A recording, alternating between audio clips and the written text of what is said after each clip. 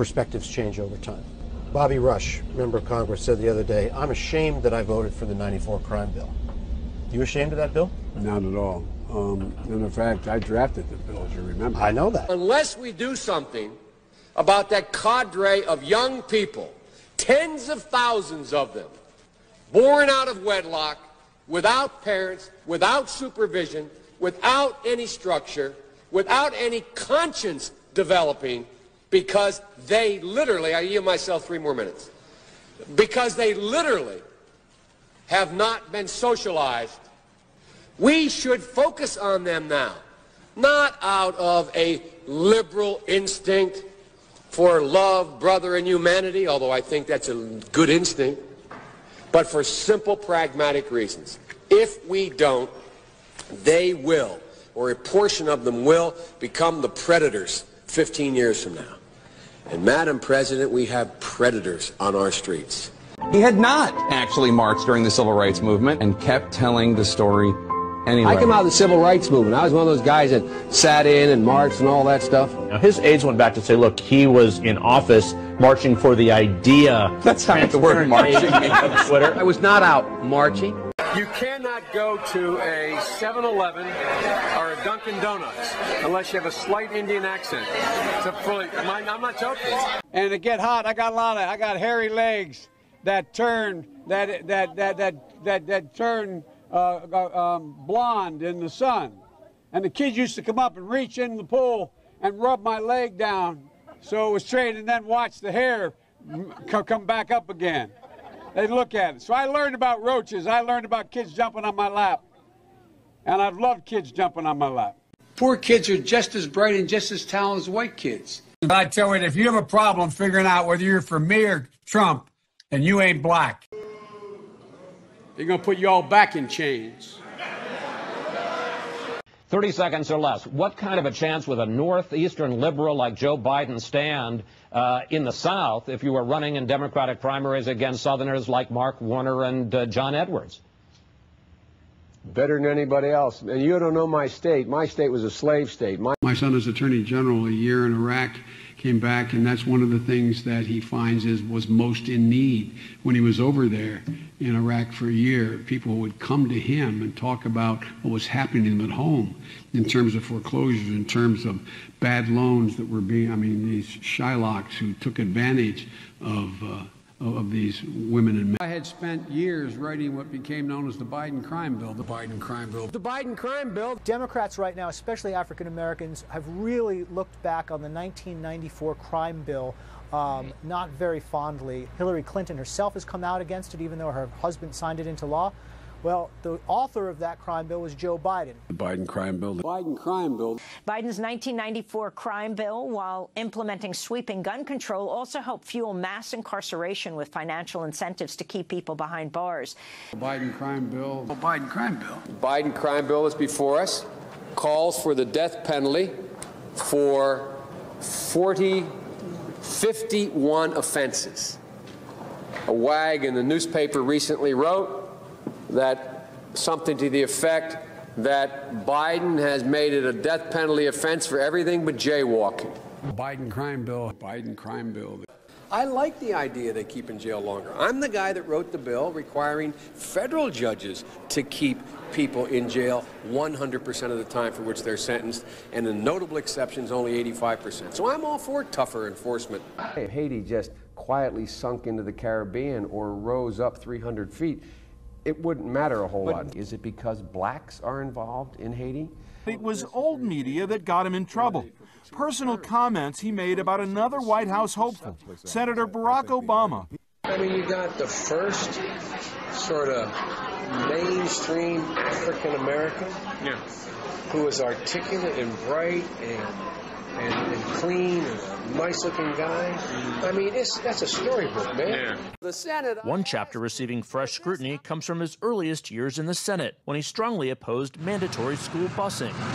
It was designed to achieve integration and a more equitable education. What's less known is how he followed the lead of some of the Senate's most fervent segregationists. In a series of never-before-published letters reviewed by CNN, the strength of Biden's opposition to busing comes into sharper focus. On March 25, 1977, Biden wrote, "My bill strikes at the heart of the injustice of court-ordered busing. It prohibits the federal courts from disrupting our educational system." Biden sought and received support from Mississippi Senator James Eastland, the Democratic chairman of the Judiciary Committee and a leading symbol of Southern resistance to desegregation. He frequently spoke of blacks as, quote, an inferior race. Eastland and others were partners on several of Biden's anti-busing bills. On June 30th, 1977, Biden wrote, "Dear Mr. Chairman, I want you to know that I very much appreciate your help during this week's committee meeting in attempting to bring my anti-busing legislation to a vote." Then in 1978, Biden again asked Eastland to put his anti-busing bill before the full Senate, writing, "Your participation in floor debate would be welcome."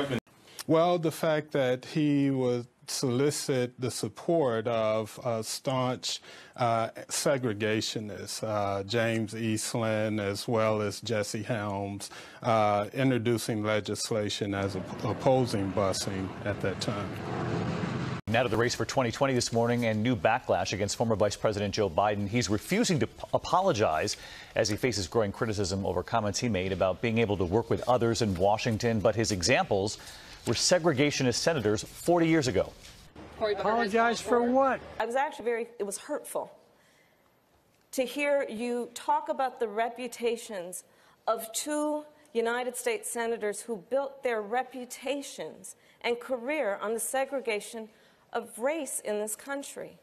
And it was not only that, but you also worked with them to oppose busing. And, you know, there was a little girl in California who was part of the second class to integrate her public schools. And she was bused to school every day. And that little girl was me.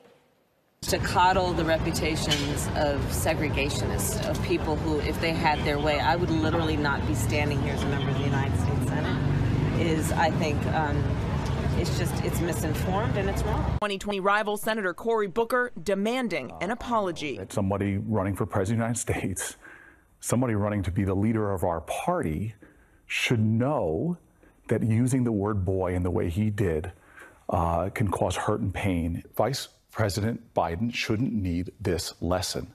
The end result is they're about to knock my mother on the head with a lead pipe, shoot my sister, beat up my wife, take on my sons. So I don't want to ask what made them do this. They must be taken off the street. Increase the penalties. Increase them. I would put the son of a gun in jail. Put them to death. From the crack epidemic of the 80s to the crime wave of the 90s to the post-9/11 war on terror, throughout his career, Biden has represented the Democratic Party consensus, shifting his views to fit whatever best serves his own political career. Over his 44 years in the Senate and then as vice president, Biden was a leading architect of today's criminal justice system, which contributed to mass incarceration and the police misconduct that protesters are fighting back against today. When I wrote the original bill that started this whole process, the so-called Biden crime bill, I didn't call a liberal confab and write it. I didn't call any big society people and write it. I called the cops. A Democratic president wants 100,000 cops. A Democratic president wants to build 125,000 new prison cells. That's the secret. That somehow the Republicans tried to make the crime bill tougher. I say poppycock. They didn't make anything tougher. Found out that this midnight basketball isn't getting them together, a bunch of jive folks living in their city to do, try to see if they can be Michael Jordan. When they found out, they were keeping schools open. So gangs come off streets instead of out raping my mother, marauding me, robbing the local store. They're in a gymnasium. And my daughter will be safer, my wife will be safer, my mother will be safer, and I will be safer. And I will be happy. The 1994 crime bill drove up the local, state, and federal prison populations, and it tarnished the reputations of Biden and Bill Clinton, who signed it into law. Hey, Clinton! Do you want to take pictures of my people here? We're still in jail for what you did! The mass incarceration created by Biden's lock-em-up policies ripped apart vulnerable communities and families for a generation, and the federal funding streams and law enforcement infrastructure it created continue to hinder reform efforts. I'll do my job and I will take responsibility. You ashamed of that bill? Not at all. Well, there was a failure of states to integrate public schools in America. I was part of the second class to integrate Berkeley, California public schools almost 2 decades after Brown v. Board of Education. Because your city council made that decision. It was a local decision. So that's where the federal government must step in. That's why we have the Voting Rights Act and the Civil Rights Act. That's why we need to pass the Equality Act. That's why we need to pass the ERA, because there are moments in history where states fail to preserve the civil rights of all people. Yes, and by the way, what you all know, but most people don't know, unlike the African-American community, with notable exceptions, the Latino community is an incredibly diverse community with incredibly different attitudes about different things. I'm sick of you disrespecting the black community. You are racist.